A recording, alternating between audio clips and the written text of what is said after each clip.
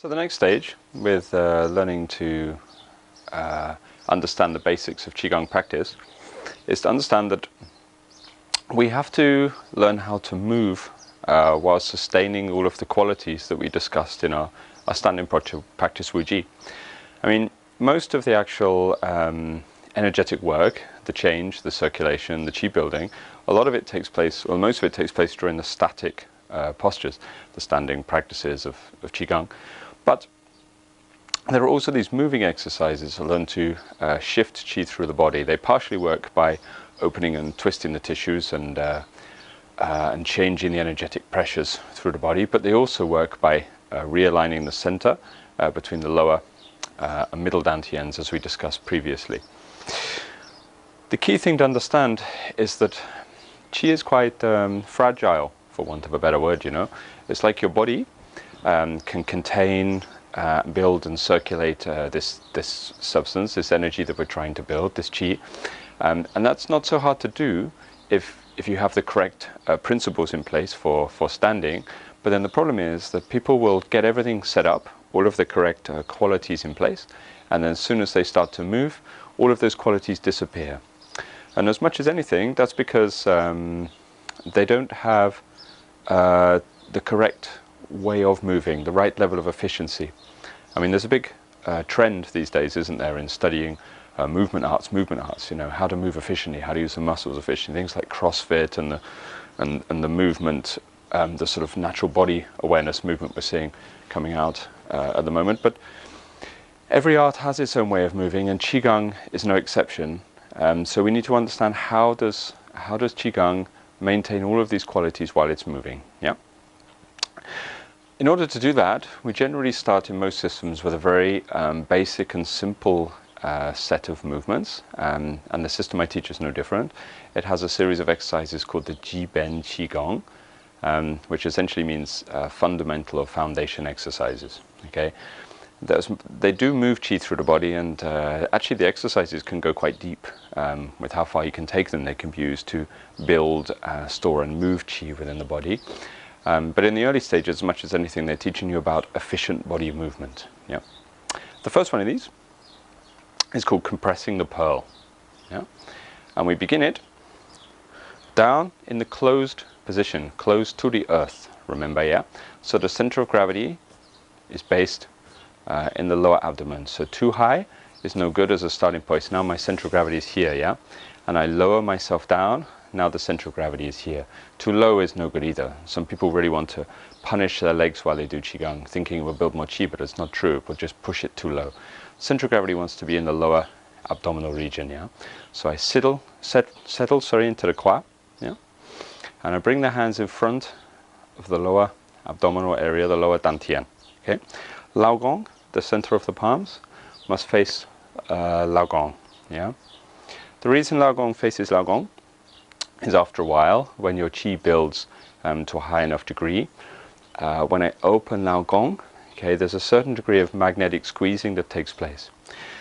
Some people will feel this between their palms, but ultimately that's not very important. It's just a sensation, nothing to worry about or to become excited about. What's more important is the placement of the hands facing each other like this will cause the inside of the body to start to change. What happens on the outside is reflected on the inside. So every time the palms face each other, like so, then gradually all of the soft tissues in this area of the body will start to reshape themselves in the correct way for Qigong practice. Yeah, it will help the Qi to build in the dantian. So I hold the hands facing each other, level with the lower abdomen, center of gravity dropped. Make sure I'm sat into the kwa. Okay. The shoulders sunk enough that I can feel their influence down into the feet. Okay, the fingers lightly stretched out. And this is my starting position for the Ben Qi Gong. Then maintaining all of the correct principles we've studied so far, I raise the body up, open the arms. Okay, the arms reach the height of the heart. Okay, so here, the center of the chest. My kwa raises till the center of gravity comes to the center of the chest as well. Okay, so my hands and my center move together. If my right hand marks where my center is, as I lower my body down, see, I'm lowering my center of gravity and my hands and the center all together. They're all coordinated. So here is my center of gravity. As I raise up, see, it's following the height of my hand. I move all three things together. Yeah, they must be coordinated. This is one of the biggest challenges when you first start. Coordinating the center of gravity, the height of the hands, and the sitting of the kwa. So now I'm down, hands in front of the lower abdomen. So here I'm sat into the kwa, center of gravity low, hands back in front of the lower abdomen as if they're containing your center of gravity. Then up, hands raising with the center of gravity, back up to the height of the chest. Okay. Then back down, everything moving together. Center of gravity, back to the lower abdomen, hands back to the lower abdomen as well. The most important thing to worry about is coordinating these points. In my experience when I'm teaching people, it's a thing they struggle with at first is this. Okay, and it can take them a few weeks, just regular practice to get them moving together. So I hope you can understand this. Center of gravity here. As I come up, it rises with my hand to the chest. I'm lifting my center. Now I'm a little top heavy. Okay, my center of gravity is here. This is the open posture. Then when I go down, the closed posture, the center of gravity returns to the lower abdomen. Okay. I'm maintaining all of my principles. So as I raise up, it is the head that leads. As I sink down, it is the pelvis that leads. And Lao Gong come back together. My fingers are lightly stretched so that the soft tissues, the fascia, the tendons are gently pulled out. I'm not here, not limp, but not hyperextended and large either. Yeah, just enough that I'm starting to feel a stretch through the body. I sometimes explain it to people as if it's like you're going to stretch, but you decide you can't be bothered. So it's the subtle suggestion of the start of a stretch through the inside of the body. As I'm moving up and down, I want the joints to start opening. So I don't force them, I don't push them like a Daoyin exercise. I relax the shoulder, the elbow, the wrist, the hips. Okay, they relax. Okay, as I come open, sometimes when I'm learning, I might want to stop and just ease open the joints, just wriggling the joints open a little bit. Okay, and then after a while, I find that the joints will start to work themselves open as I repeat the movement. Yeah. The arms are quite far forward. If I turn to the side, they're here. I don't take the arms out, they're in front. Basically, to influence the inside of the body, Qigong uses this space in front. If you imagine the posture most people know is Xiamzhong or Bajang, then most people know that this shape here is where we can manipulate the qi inside the body. If I take the arms straight out to the sides, there's very little influence on the inside space. And we always want the outside to affect what's happening on the inside. Yeah? The arms are also forward, so the scapula do not come together and arch my back. Yeah? I want the scapula to sit onto my shoulder, onto my rib cage, comfortably. If you want to understand how far to take your arms back, if you bring them back a little bit, here, about here for me, but it'll be different for you, my scapulas start to slide together. I feel them move. It's subtle, but they start to move. If they're at that point where they're starting to move, your arms are too far back. Yeah? This means my arms, on the majority, there's exceptions, of course, there's always exceptions to every rule, but on the majority of exercises, my hands are in front of my body like a circle. Then I close them in front of the lower dantian.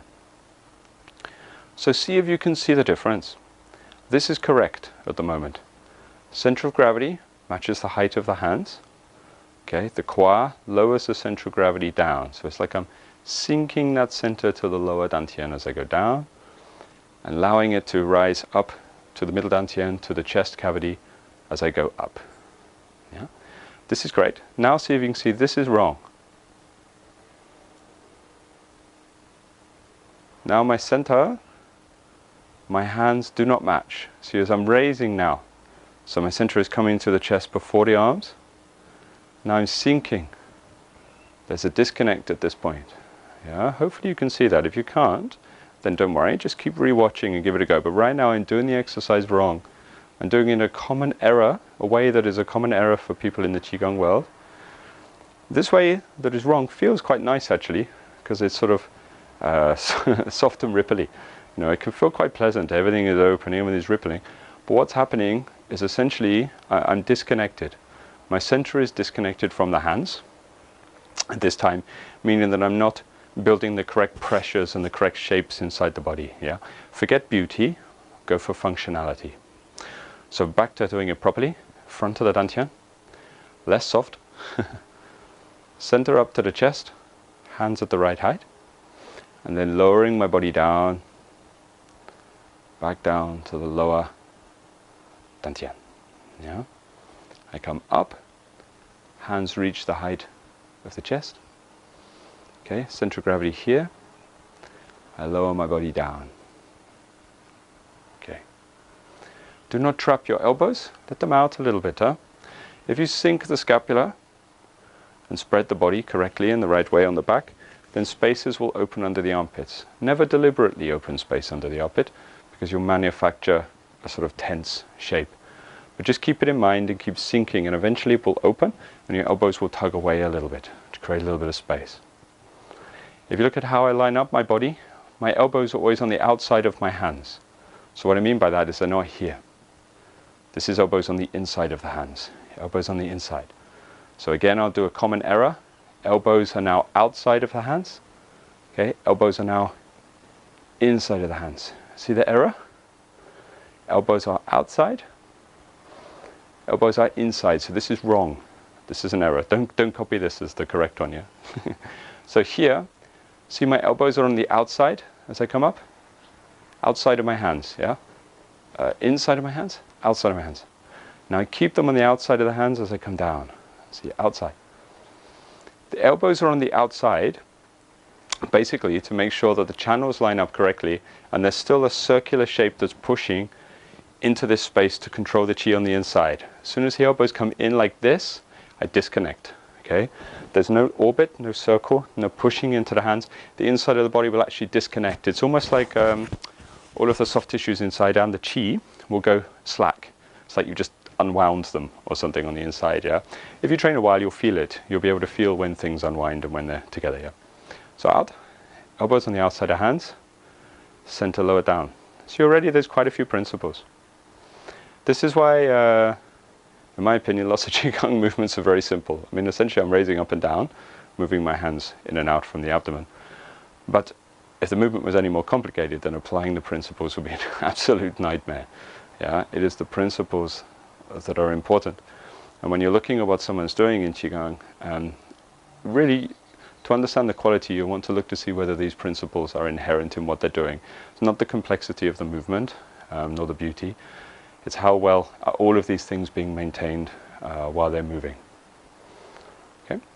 So, obviously, well, I'm teaching you, right? So, I'm going to be talking while I'm doing this, but having a conversation with a video camera is not the best thing to do while you're doing the exercise. So it should be done with an air of quiet around you. So, now we coordinate the breathing. Yeah? At later stages in Qigong, the breathing actually changes and disappears a little bit, turns into something else. There's a whole system of practice with breathing, but at the beginning you just want to learn to coordinate it with your movements.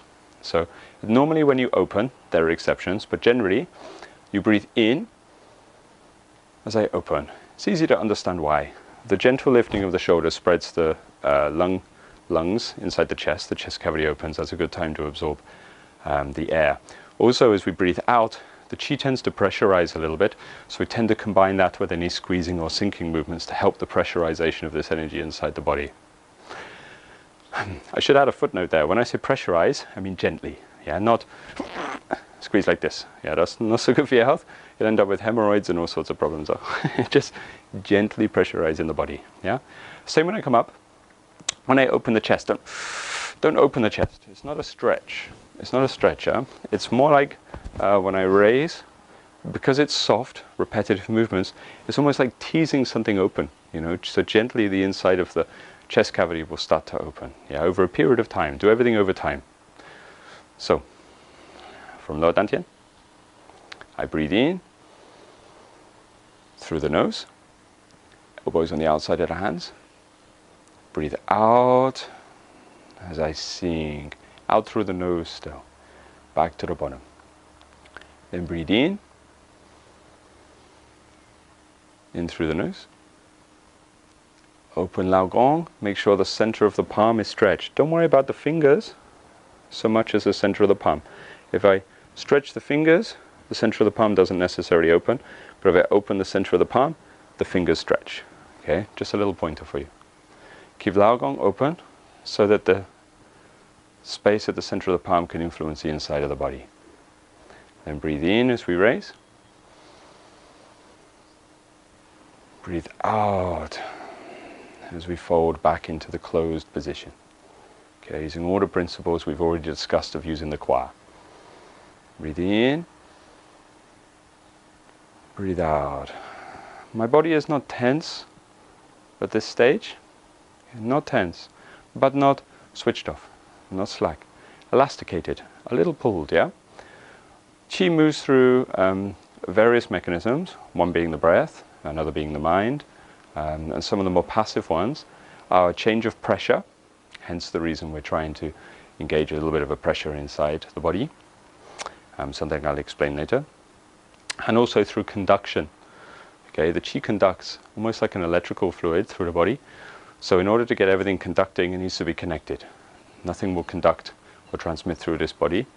Everything will conduct and transmit through this body, slightly elasticated. Nothing will transmit through this body too tense. No? It's somewhere in the middle path. I breathe in. I breathe out. Always breathing through the nose. I'm talking, so I can't do that. We should be breathing through the nose. Breathe in. Breathe out. So the same rule always applies when coordinating body movements with your breathing. Is the speed of your movements should follow the speed of your breathing, not the other way around. So what I mean by that is if I stand and I take an in-breath, and it takes, I don't know, 10 seconds, 9 seconds, I don't know what your lung capacity is to breathe in, then this is how fast the movement should be. What it means is that I shouldn't go, this is how fast the movement is, so my breathing must match the movement. Hopefully you understand that, yeah? It means that if you have 10 people, 20 people doing this exercise at the same time, they'll all be doing it at very, very different speeds, because they'll all be doing it dependent upon their own lung capacity. It means there should be no such thing as synchronized Qigong, not like synchronized swimming or synchronized athletics. There's no such thing. If I'm here and I got someone else next to me, by the time I'm here, they might only be here. Yeah, our lung capacity will change the speed of the movement. Yeah, it's not to do with being in sync with people and looking beautiful again. The reason for this is if my movement follows my breathing, I do it with my breath, and the same with the out breath. I learn to time it, so when my out breath finishes, you get to the end of the movement, then gradually your lung capacity will go up and up and up. The length of your breathing will extend. Okay, you'll relax and open up on the inside of the body. If on the other hand your breathing follows the movements, you have a very set speed for the movements, then your lung capacity will never change. It will get stuck and it can't open. Yeah, we want to give the lungs and your breath the ability and the space to open up. Yeah. So, that's most of the pointers for this exercise. Not such a complicated one, the first of 8. So we'll do it together, yeah? So sink, sit into the kwa. Make sure using the kwa properly. Yeah, return to the other basic lessons to get the kwa moving. Hands in front of lower dantian. Central gravity here. Breathing in.